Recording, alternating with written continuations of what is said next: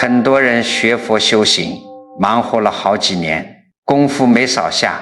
可回头一看，该头疼还是头疼，该失眠还是失眠，遇上点小事照样心急上火。到底是业障太重，还是修行没用？都不是。真正的修行是修正你自己的这台心念发射器，心念转一分，气脉就通一分，习气消一分，色身就清一分。你真把心修对了，这副色身是绝对骗不了人的，他马上就会脱胎换骨。老修行里有句老话，道力够不够，先看头轻不轻。当你真的懂得了放下，修到了火候，你的大脑会迎来第一关的蜕变。老祖宗叫做大脑化开。你想想看，你们现在每天都在想什么？一睁眼筹儿子的房贷，吃顿饭想起几十年前同事的算计，饭都咽不下，躺床上又翻来覆去琢磨体检报告，一天24个小时，你这哪是在过日子？你这是在脑袋里点了一把火，老祖宗管这叫无明火。这把火天天烧，把你的脑髓、你的气血全给熬干了，你的脑神经长期搅在一起，脑子紧绷绷的，摸上去头皮发硬，里面像塞了一块僵硬的死木头，带着这么一个僵死的脑袋活着。这不是地狱。什么是地狱？宋代有个很有名的理学家叫曾德秀，这个人可不得了，学问大，官也做得大。你看现在人觉得当官威风，其实背后的苦只有自己知道。曾德秀每天在朝廷里面对的是尔虞我诈，今天皇上高兴了，明天同僚可能就偷偷参你一本。他脑袋里每天盘算的事情比咱们老百姓操心儿女那点事复杂10000倍，也凶险10000倍。结果怎么样？这股极其强烈的患得患失之心直接报应在他的身体上了。曾德秀落下了极重的头疼病，他在自己的书里写得清清楚楚。每天坐在书房里处理公文，就觉得脑壳里面结了一块千年不化的坚冰，外面明明是大热天，他却直冒冷汗，脑仁里止不住的往外刺透着寒气，疼到最厉害的时候，连轻飘飘的毛笔都握不住，手指哆嗦。他找了无数名医，扎针灸，喝苦药汤子，全没用。病根在哪？病根在他那个死死抓着官位，生怕出一点纰漏的妄心上。后来他实在是疼得活不下去了，去向当时的修道高人请教，高人没给他开药方，就教他静坐，教他把那颗以为自己很重要的心给扔掉。一开始曾德秀哪里坐得住，一闭眼，朝廷里的折子、政敌的冷笑、皇上的脸色全在眼前打转。他越想静，脑子里的冰块绷得越紧，疼得冷汗把衣服都湿透了。但他知道再不放下命都没了。他硬生生地在心里告诉自己，就算天塌下来，就算明天全家被抄斩，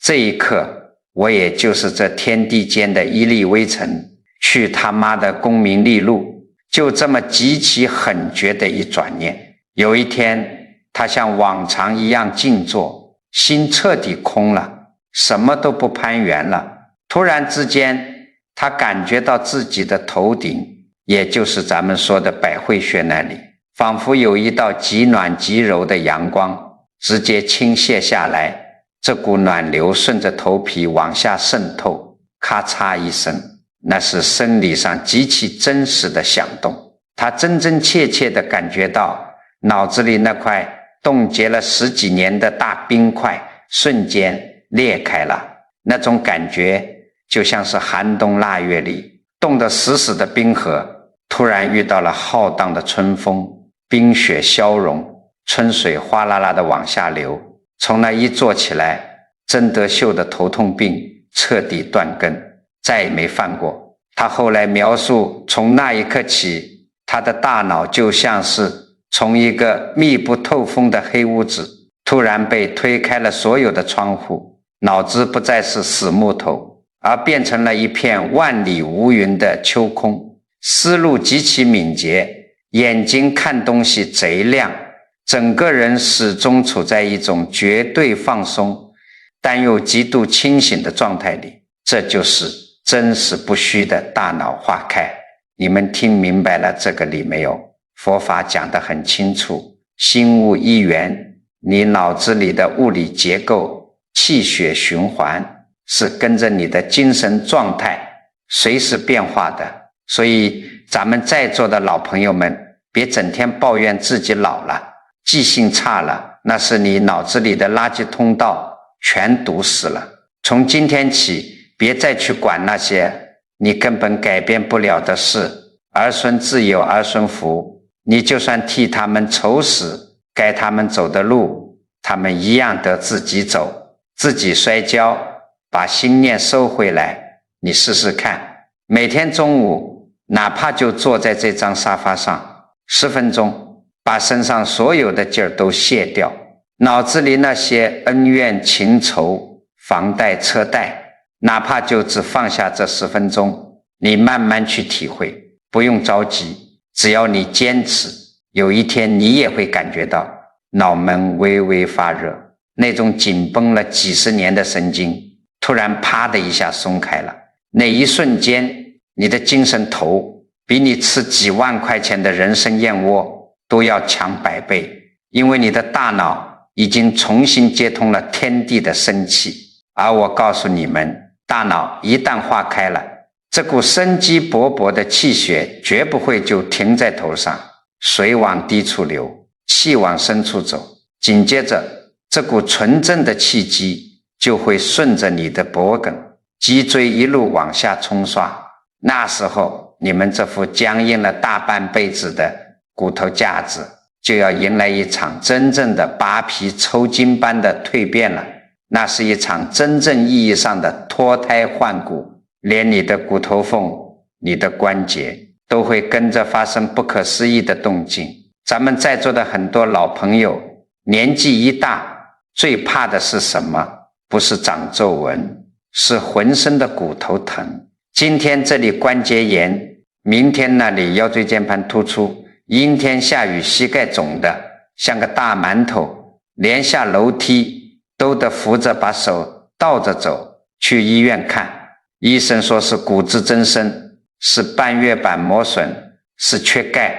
让你回去多喝骨头汤，多吃钙片。可是你们自己扪心自问，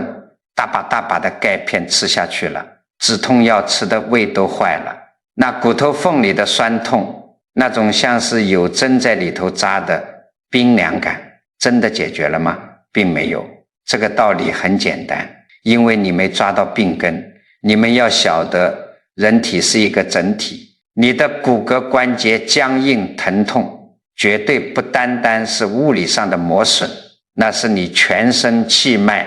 淤堵在关节处了，气血过不去它就疼，不通则痛嘛。那为什么会淤堵？还是得回到你的心念上。我常常观察那些关节病特别严重，浑身骨头僵硬的人，10个里面有9个性格里带着一股极端的固执和倔强，遇事喜欢钻牛角尖，听不进别人的劝，脾气又臭又硬，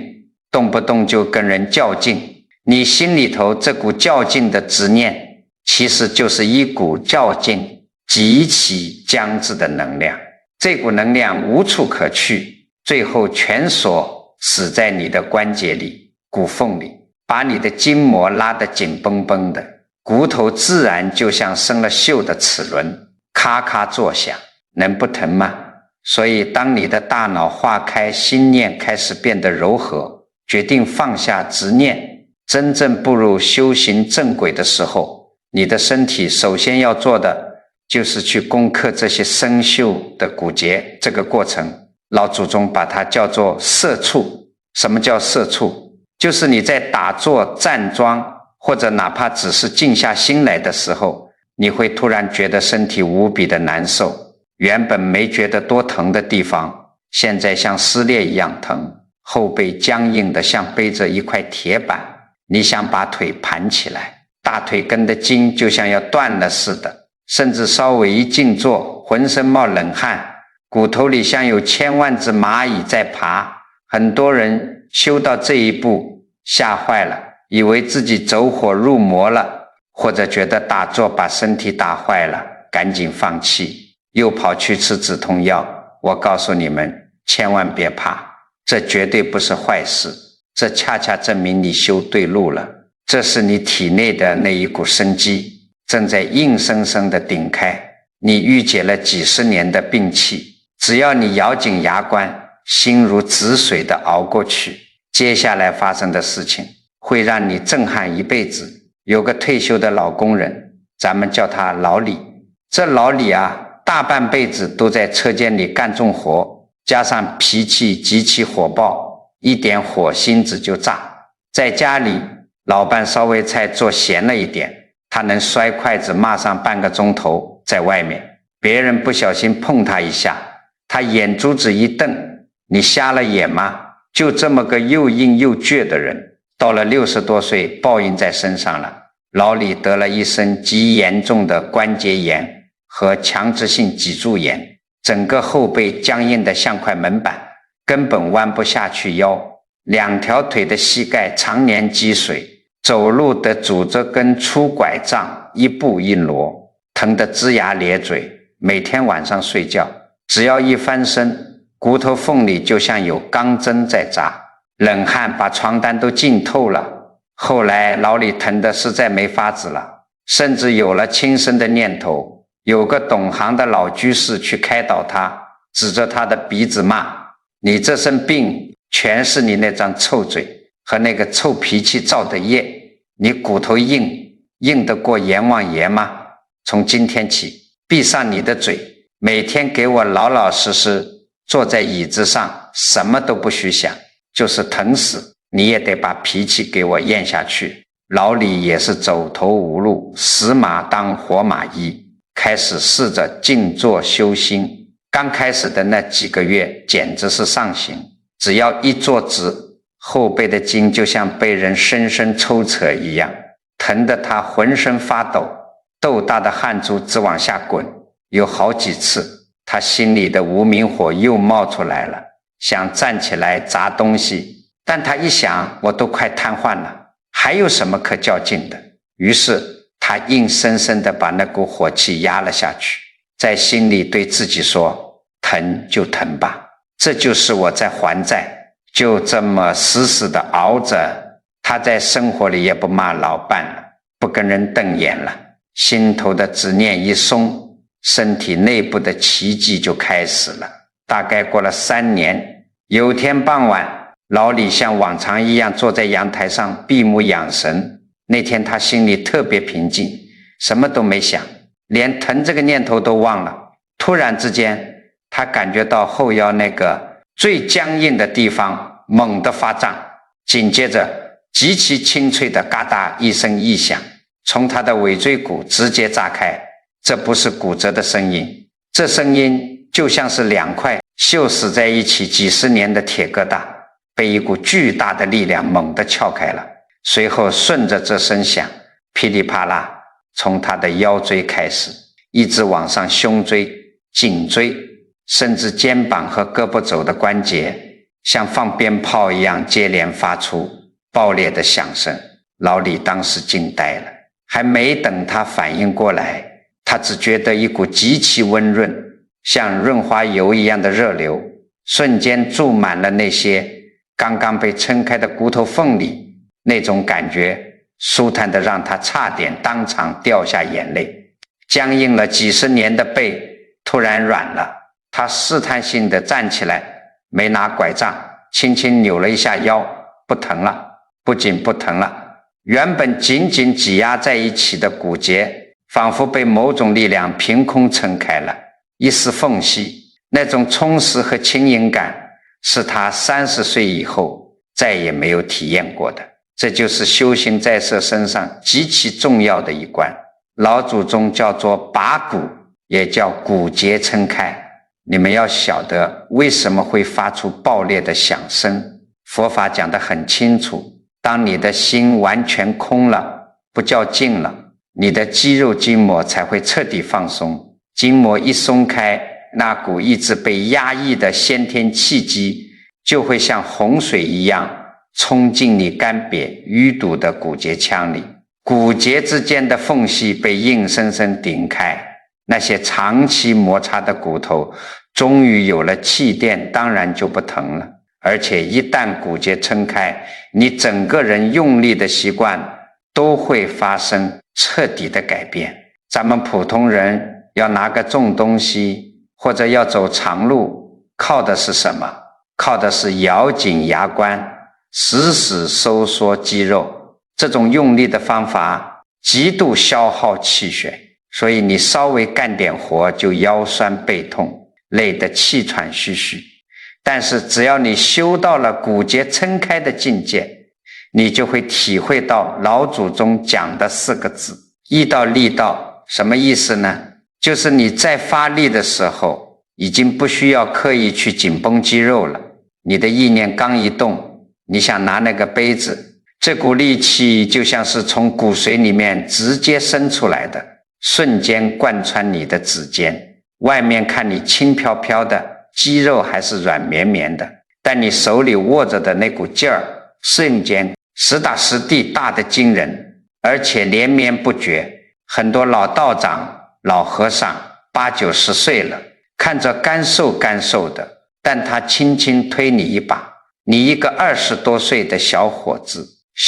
子可能直接飞出去好几米。这就是骨节撑开后气机通透、意道力道的真实体现。当你的骨节不再是负担，当你的每一次举手投足都不再需要消耗着力，你的身体就会进入一种常人根本无法想象的奇妙状态。你不会再觉得这个100多斤的肉皮囊是个累赘，那种感觉会让你走在平地上都像是在腾云驾雾。这种腾云驾雾的感觉听起来是不是像在听神话故事？我跟你讲，这绝对不是神话，这是你真真实实能在自己身上体会到的境界。老祖宗管这个叫做身轻如燕，再往高深了走，那就叫深空。你想想看，咱们在座的老朋友，每天早上从床上爬起来，第一感觉是什么？是不是觉得这身体特别沉，2条腿就像是灌了铅一样，沉甸甸的，迈一步都得咬着牙拔起来，后背像背着一口大铁锅压得你直不起腰，上个楼梯得2只手死死抓着扶手，把自己硬生生的往上拽。很多人跑来问我，南师啊，我是不是太胖了？我是不是得减肥了？我告诉你们，你身体沉跟你的体重多少斤根本没有直接关系。有些老太太瘦的只剩下一把骨头，风一吹都能倒，她走起路来照样拖泥带水，浑身无力。为什么？这个道理很简单，因为你是在拖着一具尸体走路。你们别觉得我说话难听，佛法讲得很清楚，咱们这副色身是由地水火风4大元素假合而成的。什么是地？你的骨肉就是地，地是往下坠的，是沉重的。什么是风？你的气机，你的呼吸就是风，风是往上走的，是轻盈的。你活了大半辈子，心里装满了对儿女的担忧，对老伴的怨气，对钱财的算计，这些都是极其阴暗、极其沉重的执念。你的心越来越重，你的气机全被压死了，经脉全堵塞了，体内的风吹不动了，只剩下地的重量，你气血不通，神识和肉体分家了。你不觉得沉，谁觉得沉？但是当你像咱们前面讲的那样，脑子化开了，骨节撑开了，你体内的气机像大江大河一样重新奔涌起来的时候，奇迹就发生了。那股纯正的阳气活泼泼的生气会瞬间贯穿你的全身，这时候你的意念和你的肉体重新合二为一，这时候你会发现你在走路已经不是靠2条腿的肌肉去死死收缩去对抗地心引力了，你是靠什么？靠你的意。老祖宗讲的意道力道就在这个时候完完全全显现出来，你的心念往哪里走，你的气就往哪里顶，你的身体就像是顺水推舟一样，轻飘飘的就跟过去了。走在马路上，你真的会感觉不到自己2条腿的重量，脚底板就像踩在一层厚厚的棉花上，一点都不觉得累。咱们老祖宗里头有一位道门的大修行人叫丘处机，大家都叫他长春真人。当年成吉思汗在西域打仗，听说丘处机是个活神仙，就下令让他过去。那一年丘处机已经73岁高龄了。73岁啊，放在现在很多老人连下楼买把小菜都费劲，但他却带着几个徒弟踏上了去大雪山的漫漫长路。那可不是闹着玩的，要翻过连绵不绝的新都库什大雪山，满天飞雪，狂风像刀子一样刮在脸上，地上的积雪齐到了大腿根，每走一步都得把腿从冰窟窿里硬生生地拔出来。跟着丘处机的那几个年轻徒弟都是20-30岁的棒小伙子，平时在道观里也是挑水劈柴，身强力壮。可是到了大雪山里，这帮小伙子全趴下了，他们在雪地里呼哧呼哧地喘着粗气，2条腿抖得像筛糠一样，关节被冻得钻心的疼，每迈出一步，身上的肌肉都要极度的绷紧用力。这叫什么？这就叫着力。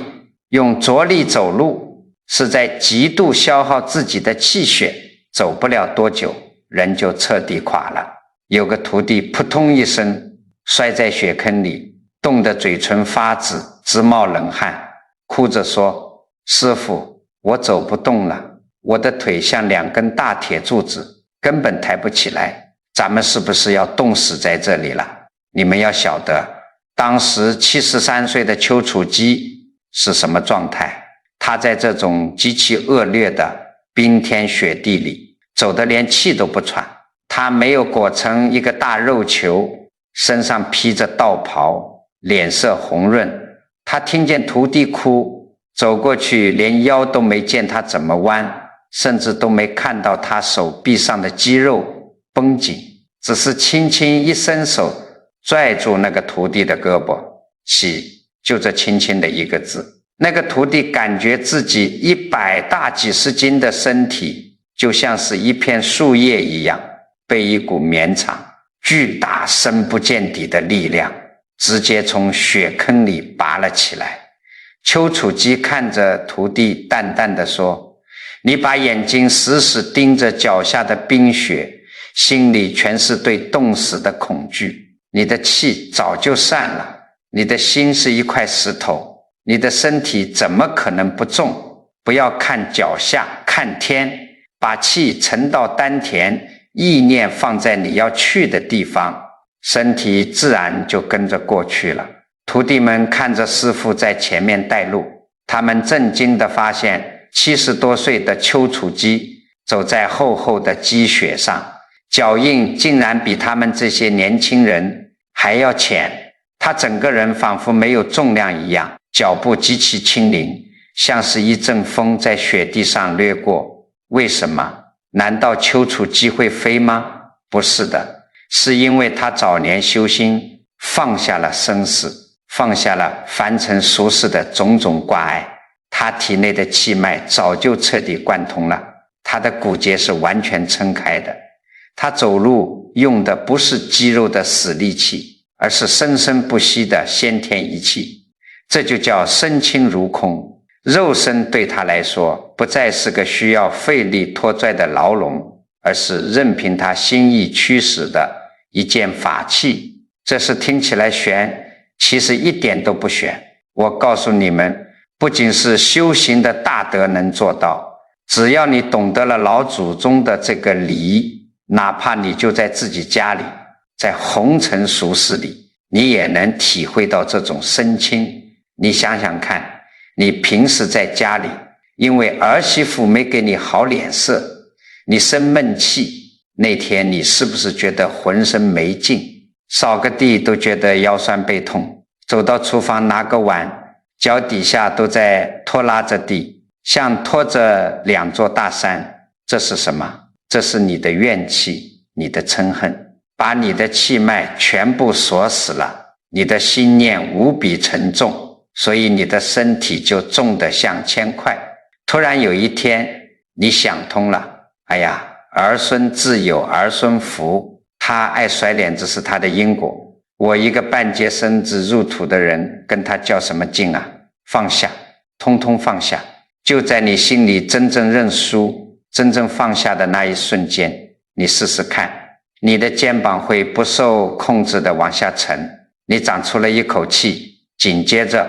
你会觉得心里头那一块压了几十年的大石头轰隆一声碎了。那时候你再站起来走2步，你绝对会觉得腿脚比半个小时前轻盈了无数倍，扫地也不累了，干活也有劲了。这难道是你吃仙丹了吗？不是，这是因为你不较劲了，你的心空了，心一空，气脉瞬间就通了，那股把你往上托举的阳气自然就升起来了。所以我常常跟那些抱怨浑身疼、身体沉的老朋友讲，别光去花冤枉钱买那些治标不治本的药，你要反省反省自己，你心里到底装了多少见不得光、放不下的破事。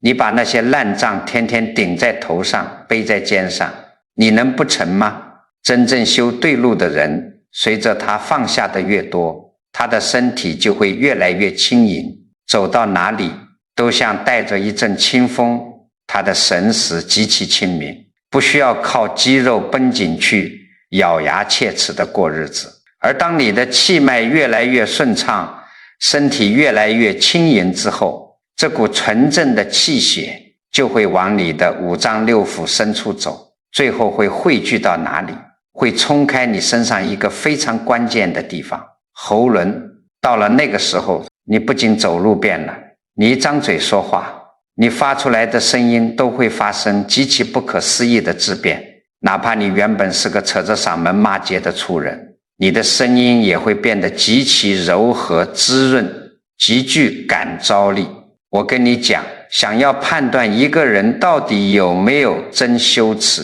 有没有把心里的无明火彻底灭掉，你根本不需要去问他读了多少经书，也不用看他打坐能盘腿坐多久，你只需要闭上眼睛，安安静静的听他说2句话就行了。你不必听他说话的内容，你就听他那个声音的音色和音调，声音是绝对骗不了人的。咱们普通人，尤其是在家里头遇到烦心事，心里憋着一股无明火的时候，你仔细回想一下自己是怎么说话的，是不是脖子上的青筋直冒，是不是喉咙那一圈的肌肉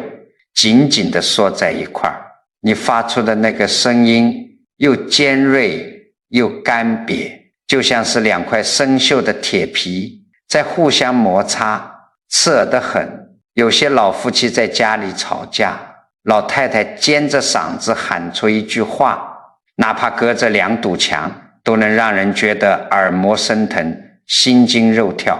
这个道理很简单，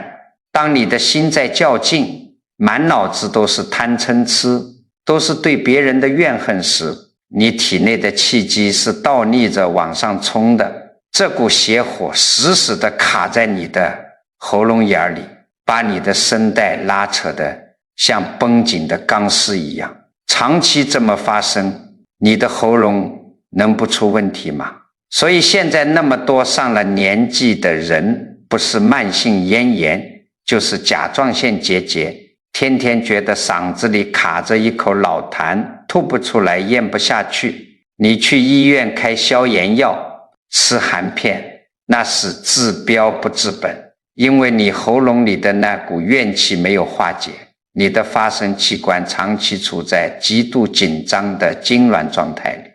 当你真正开始修心，把心量放大了，不再斤斤计较了，你喉咙上的这把锁才会被真正打开。我认识一位周阿姨，退休前在小学里教了35年的数学，你想想看，35年了，天天面对50-60个调皮捣蛋的孩子，周阿姨从年轻的时候起就养成了一个习惯，扯着嗓门吼，不仅在学校里吼学生，下班回了家，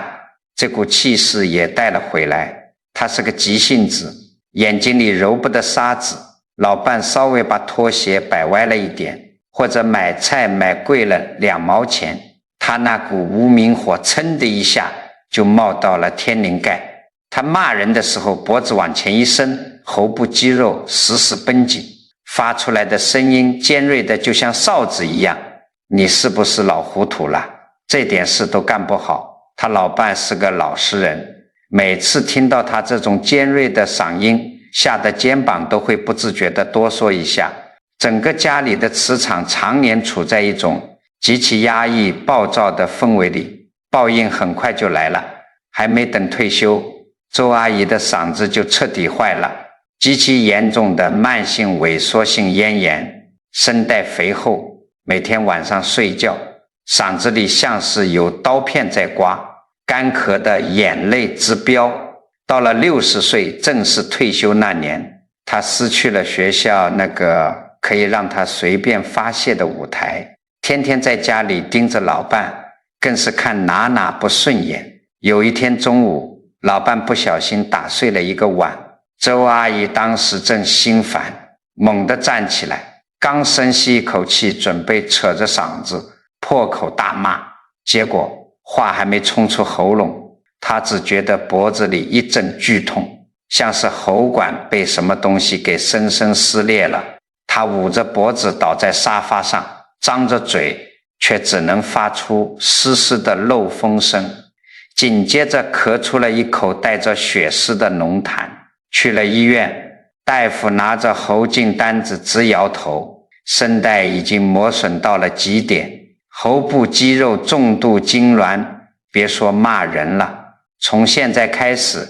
你必须绝对静声，一句话都不许说，要是再强行发声，这嗓子就彻底废了，以后连声都发不出来。这一下周阿姨彻底傻了，她一个骂了一辈子，强势了一辈子的人，突然被老天爷强制剥夺了说话的权利。刚开始晋升的那几个月，她痛苦的想死，看着老伴做事慢吞吞的，她心里那个火啊，烧得她5脏6腑都疼。她不能说话，就使劲敲桌子，用脚踹门，喉咙里憋着一股气，憋得整张脸通红。后来老伴实在怕她把自己憋出大病，就去庙里给她请了一部经书，又买了些宣纸和毛笔，说你实在憋得慌，就抄抄经吧，静静心。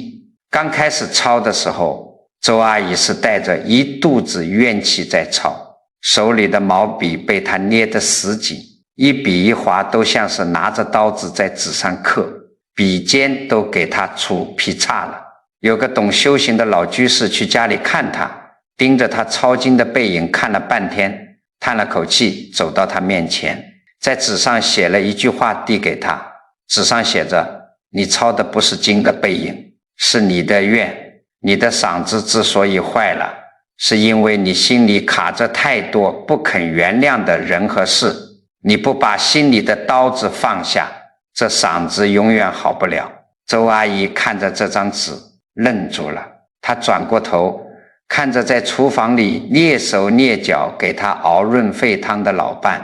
老伴因为怕惹她生气，连切菜的动作都放得极轻。那一瞬间，周阿姨的心猛地颤了一下。她回想自己这大半辈子虽然没干过什么坏事，但这张嘴这个脾气就像刀子一样，把身边最亲的人割得遍体鳞伤，自己争强好胜了一辈子，到底赢了什么？除了一身病，除了让家里人见了自己像老鼠见了猫，还有什么？佛法讲，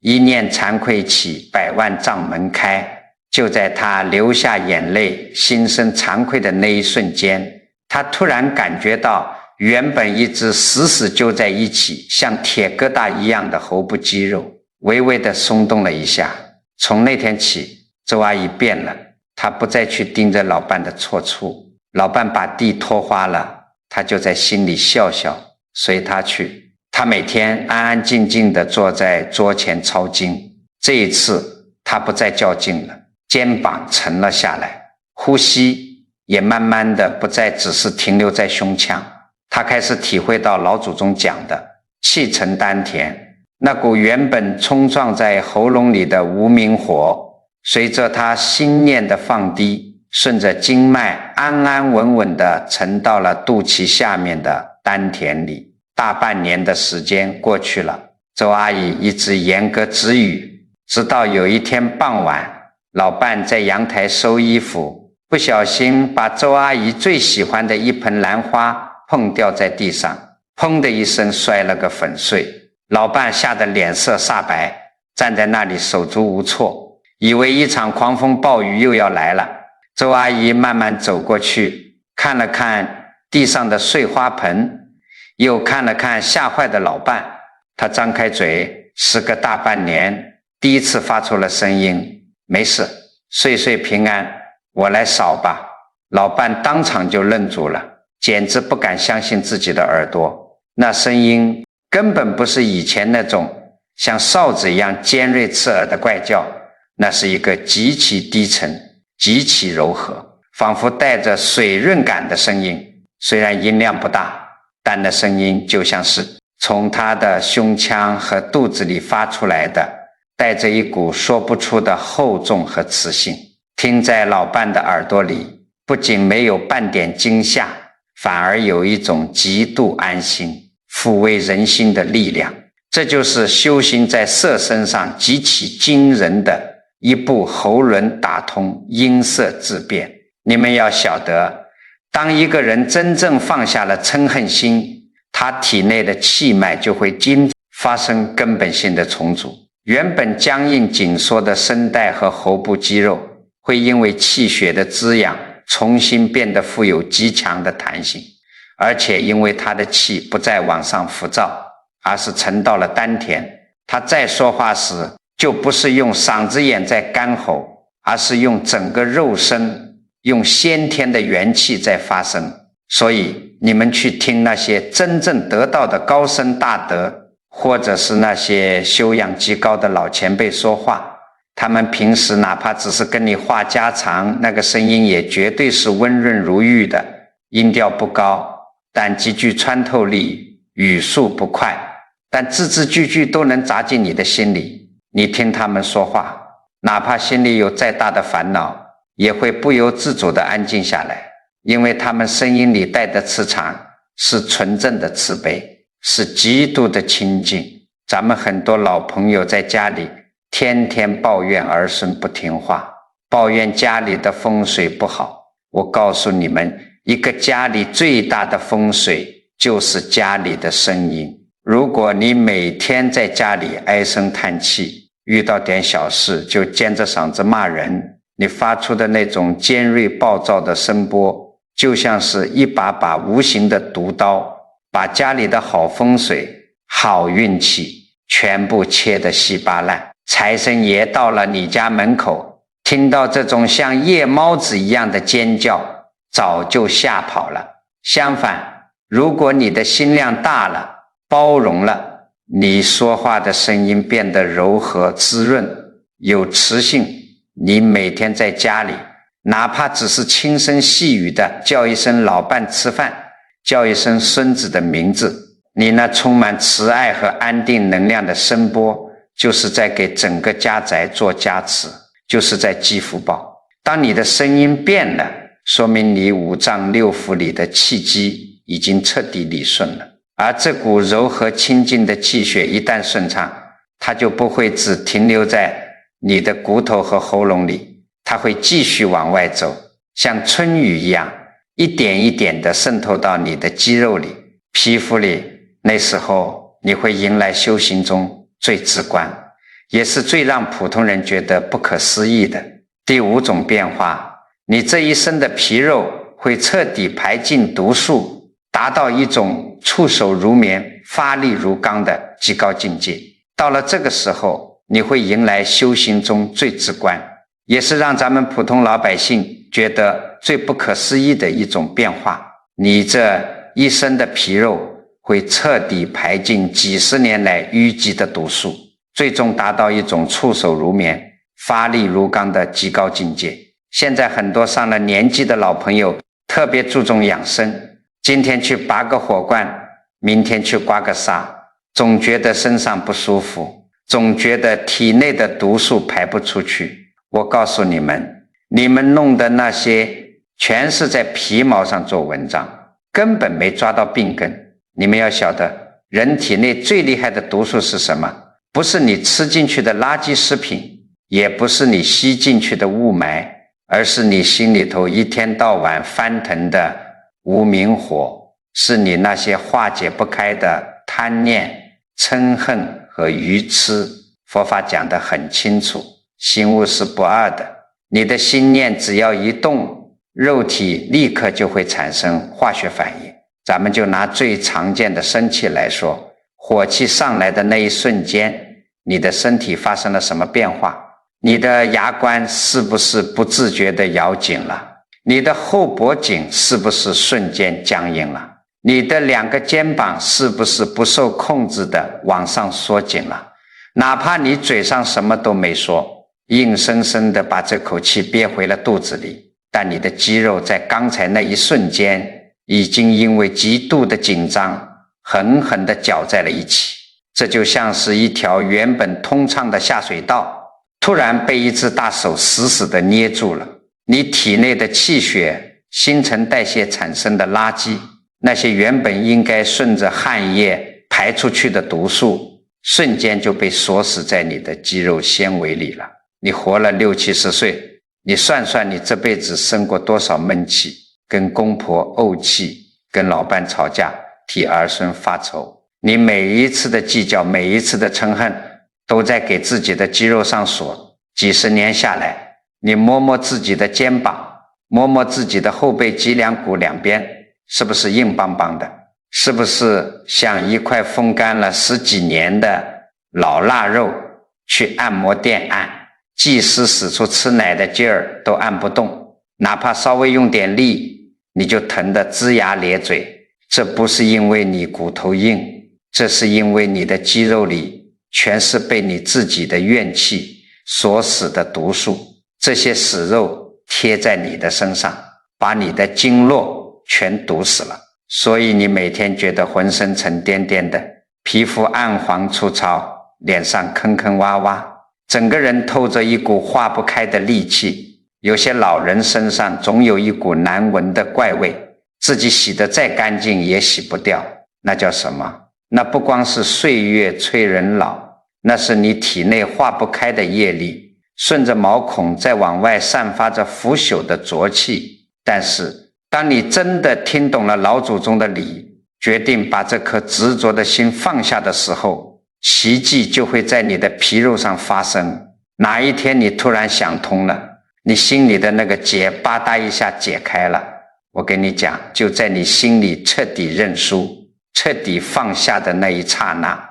你绝对会体验到一种非常奇妙的生理反应。你会不由自主地长长地呼出一大口气，紧接着你那缩紧了几十年的双肩会轰地一下坠下来，你会感觉到后背的肌肉突然一阵酸软，接着就是发热。如果是打坐修心有了点火候的人，这时候还会突然打个冷战，然后浑身每一个毛孔就像是被什么东西强行撬开了一样，猛地往外冒汗。这种汗绝对不是你在3伏天里出的那种清亮亮的热汗，它刚开始排出来的是黏糊糊的、油腻腻的、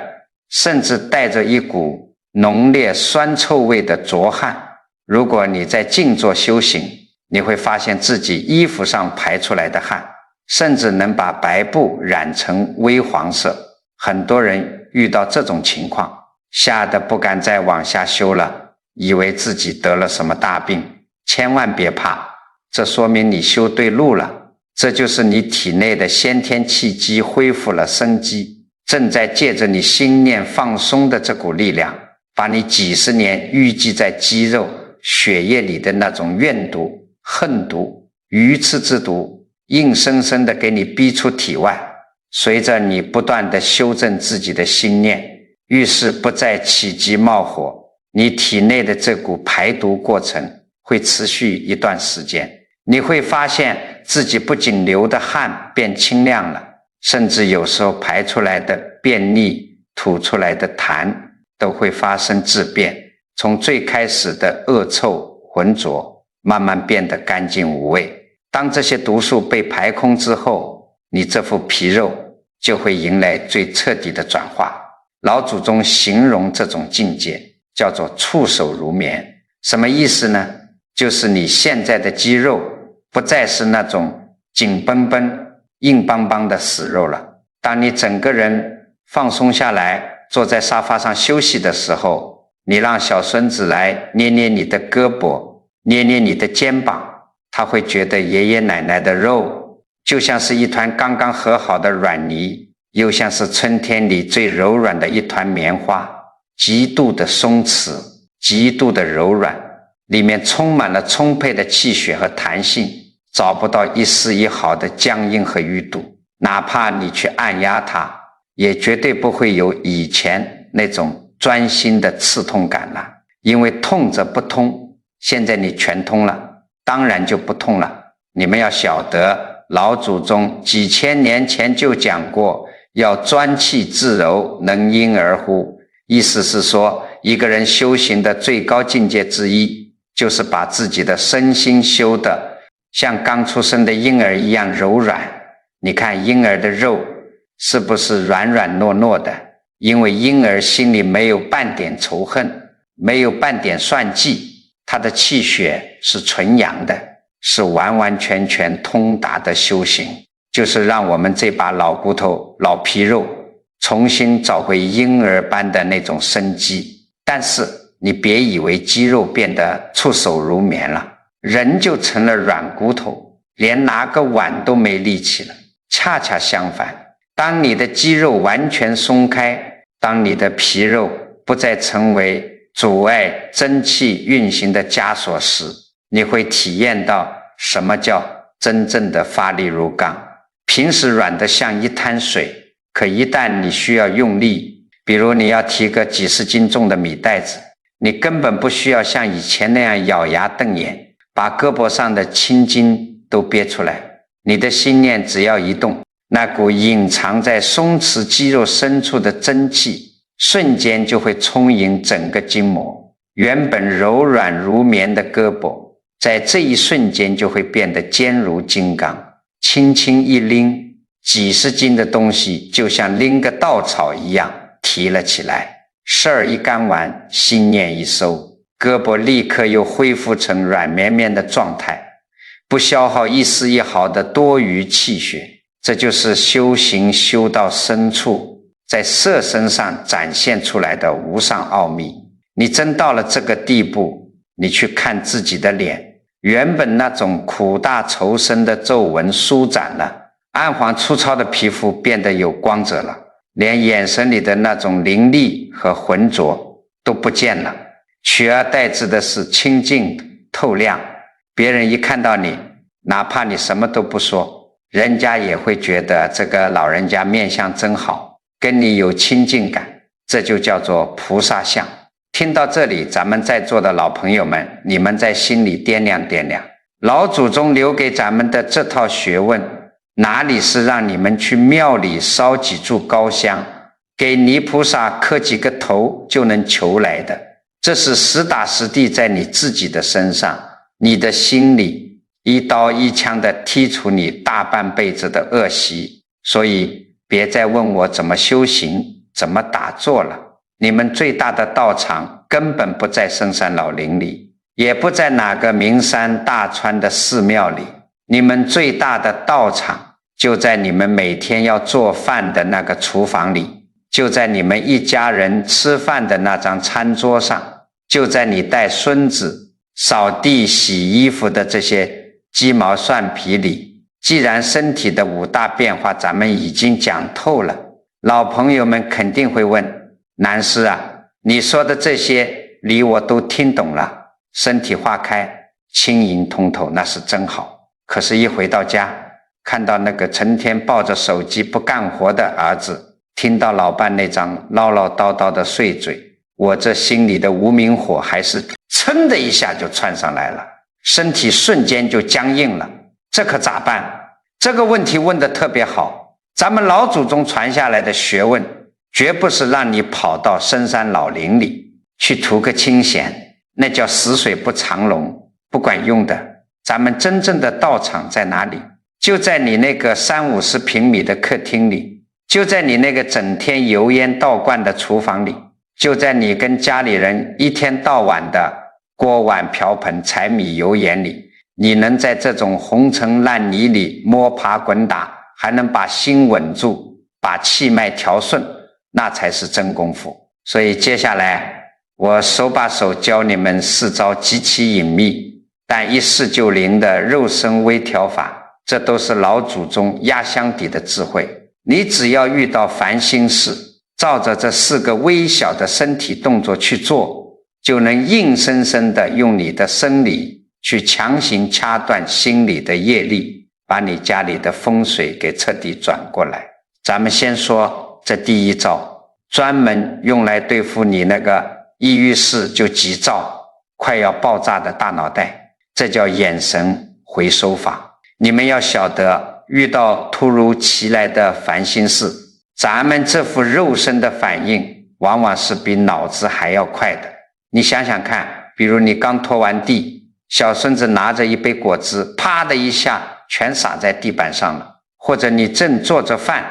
接到个电话说家里出了点什么财产上的纠纷，这时候你的第一反应是什么？你的眼睛是不是瞬间瞪得老大，两眼发直，死死地盯着地上那一滩果汁，或者死死地盯着手机屏幕？我告诉你们，只要你的眼神一往外射，死死盯住外面的烂摊子，瞬间就全部绷紧了，眼根连着心，你死盯外境，心里的那锅沸水立马就烧开了。这时候你该怎么做？不要去心里默念我不生气，我不生气，没用的，火早就上来了。你要做的是直接从身体上下手。你去各大寺庙里看看那些菩萨像、佛像，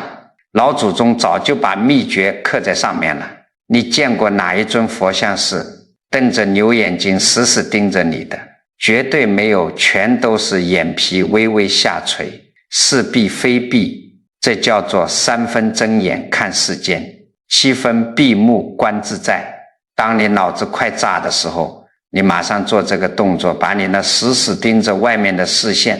深深地收回来，眼皮往下微微一搭，让你的视线垂在前面1步远的地方，眼神从聚焦变成涣散，让它变得柔和起来。就这一个小小的眼部动作，立马就能像拉下总电闸一样，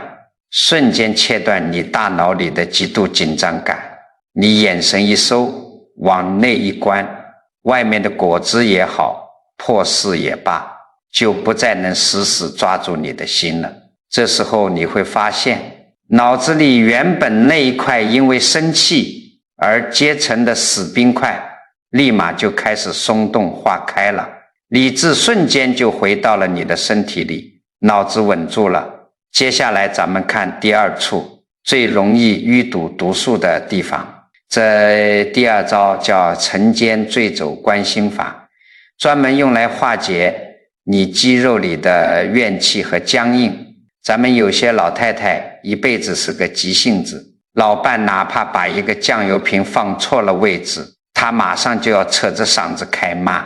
就在你准备发火、准备指责老伴的前一秒钟，你仔细体会一下你的后脖梗子和两个肩膀是不是已经不受控制的往上缩紧了，双肩是不是已经高高的耸起来了。这个道理很简单，人一旦起了嗔恨心，进入了战斗状态，身体本能的反应就是耸肩缩脖子，把全身的肌肉绞在一起。只要你这肩膀一耸，嗔恨的毒素瞬间就全锁死在你的后背和颈椎里了。日积月累，你不长富贵包谁长，你不肩膀疼谁疼，那怎么破解？在你快要控制不住脾气，话马上要冲出嘴皮子的那一刻，你咬住后槽牙，强行把你的双肩往下沉，把你的胳膊肘往下坠，就这么狠狠地往下落。你想想看，双肩一旦松垮下来，你胸腔里的那股憋着的浊气是不是不由自主的就呼地一下吐出去了？人只要在双肩完全放松下垂的时候，是绝对发不出大脾气的。这就叫形神合一的反向运用，用生理的放松去强行化解心理的戾气。你只要能在家里做到一次沉肩坠肘，硬生生把那股火压下去，你就少往自己的肌肉里憋一次毒，你的皮肉就多柔软一分。你这就是在给自己积寿，在给自己攒大福报。气虽然吐出去了，可是有些家里的矛盾还得解决，总不能当个缩头乌龟，一句话不说吧。该管的事要管，该说的话要说，但绝对不能像以前那样说。这就用到了第3招丹田转阴法。佛法讲得很清楚，口业是咱们凡夫俗子最容易造，也是最损福报的业。我常常听见有些老夫妻在家里吵架，或者婆婆教训儿媳妇，那个声音尖锐的啊，像刀子刮玻璃一样，能把人的耳膜都刺痛。为什么声音会这么尖？因为你气全卡在喉咙眼里，你在用喉部的肌肉死死勒着声带发音，你发出这种带有极强攻击性和戾气的声波，就是最败家运的毒药。不管你有理没理，财神爷和家里的好风水全被你这尖锐的嗓音给吓跑了。所以当你对家里人有意见，必须得开口说2句的时候，你开口前先吸一口气，把这口气咽下去，一直沉到肚脐眼下面的丹田里。说话的时候不要用嗓子干喊，去体会用肚子里的那股气把声音稳稳地拖出来。你试试看，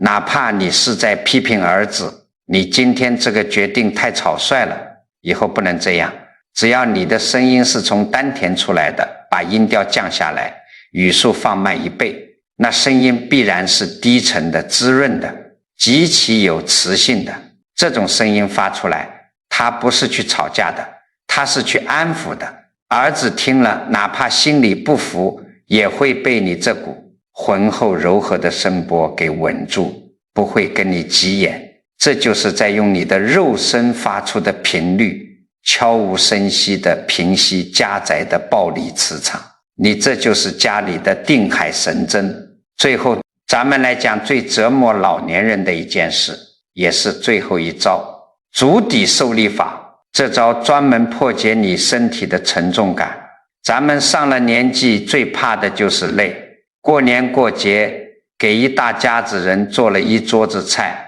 或者去菜市场买了几十斤的米面拎回来，又或者帮儿女带了一天的孙子，到了晚上是不是觉得腰都要断了，2条腿就像灌满了铅，每迈一步都觉得整个地球的引力全压在自己身上，而且越累心里越觉得委屈。凭什么我老了还要给你们做牛做马？这股委屈的念头一出来，身体就变得更重了。遇到这种情况，你该怎么办？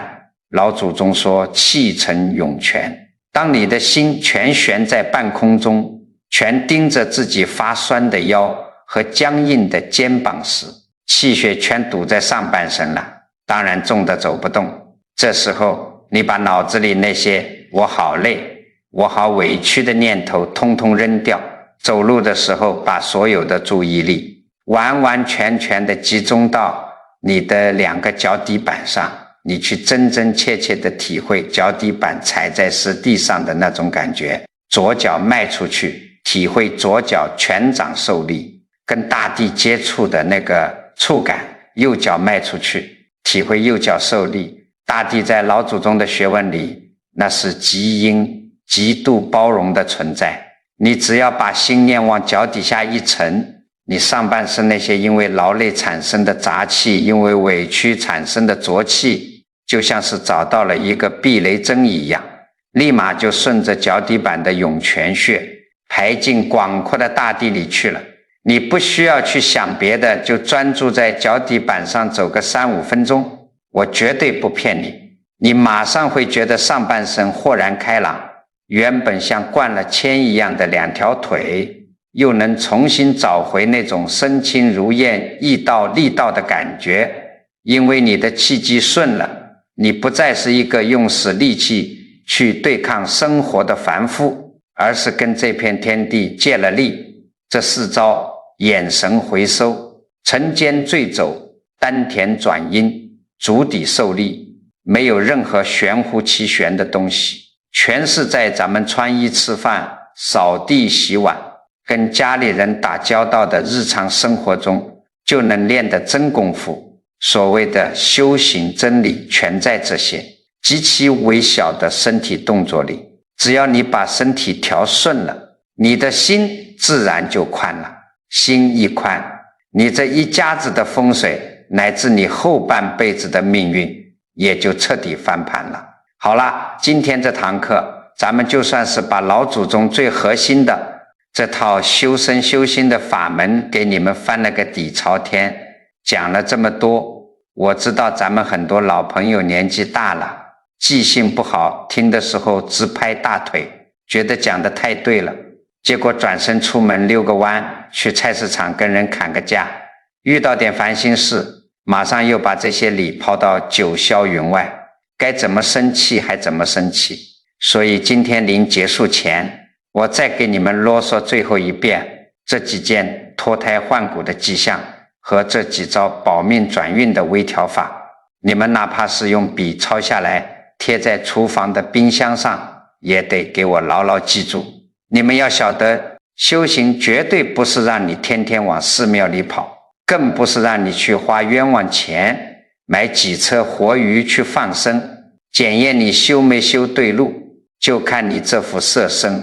第一，看看你那个总是像熬开水一样焦躁的脑子，是不是化开了，不再整天头痛欲裂、患得患失，脑子里像秋天的天空一样清明了。第二，看看你那浑身僵硬酸痛的骨节是不是撑开了，不再觉得骨头缝里有冷风吹，一举手一投足，是不是体会到了意道力道。第三，看看你这副原本像灌了铅一样的肉身，是不是变得身轻如燕了，走起路来不用使力气，气脉通达，感觉不到肉皮囊的沉重。第四，听听你自己的声音，是不是从以前那种扯着嗓门骂街的尖锐刺耳，变成了从肚子里发出来的柔和滋润有磁性的声音。最后第五点，捏捏你自己的肩膀和皮肉，是不是把那些因为生气、嗔恨而淤积的毒素全随着浊汗排了出去，肌肉变得触手如棉，发力又坚如金刚。只要这5个变化在你身上出现哪怕一个，我都恭喜你，你这后半辈子的福报绝对差不了。可是如果你说这几个境界太高了，我天天在家里还得面对一地鸡毛，那我刚才教给你们的那几步肉身微调法，你们打死也得给我记住，照着做。当你脑子快要爆炸，马上就要被外面的烦恼牵着鼻子走的时候，第一步，眼皮子赶紧往下搭，眼神微微涣散，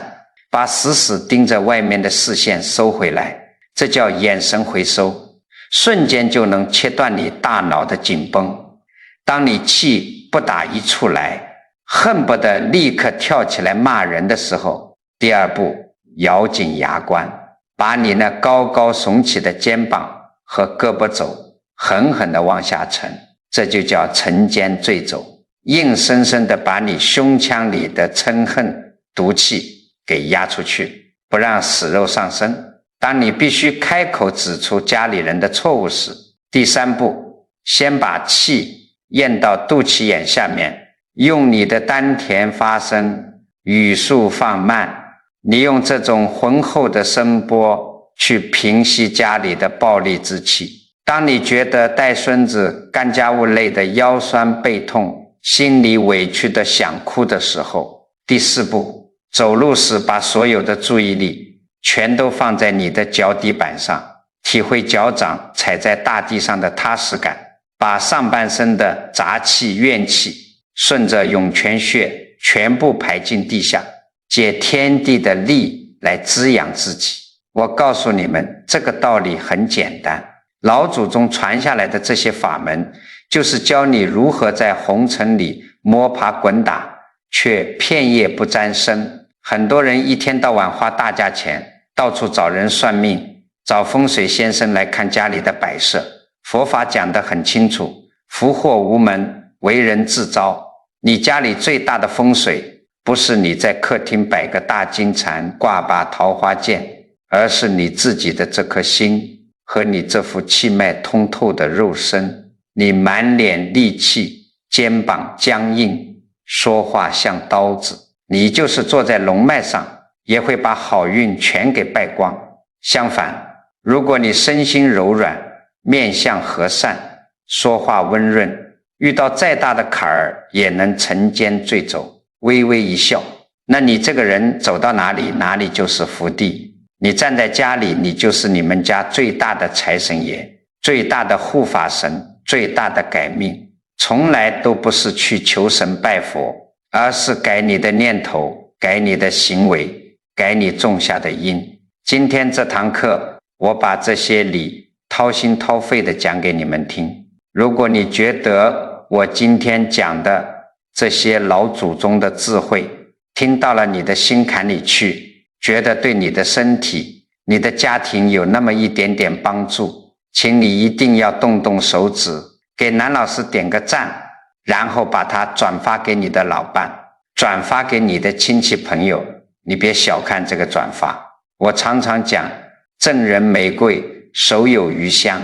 很多老朋友现在可能正坐在家里生着闷气，可能正因为浑身骨头疼而痛不欲生，可能正准备跟儿女大吵一架，把家运彻底吵散。你这个时候把这个内容发给他，他听进去了，突然叹了口气，肩膀沉下来了，他不吵了。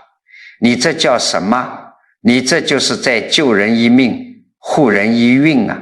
你一句无声的提醒，让他少造了一场口业，少生了一场大病，少败了一次家运。这就是你在实打实地给自己和子孙积攒天大的福报，功德无量。还有，我希望咱们每一位看完的老朋友都在评论区里留下一句善言，你可以写一句放下执念，身心清净，或者就是简简单单一句愿家宅平安。你们要晓得，文字是有力量的，人的念头是有巨大能量的。如果每个人都在评论区留下这么一句极其纯正的善心善念，那这股善念汇聚在一起，就会在这个地方形成一个威力不可思议的正向能量场。你写下的每一句祈福，不仅是在加持别人，更会循着宇宙间的因果法则，清清楚楚地回向到你自己和你的家人身上，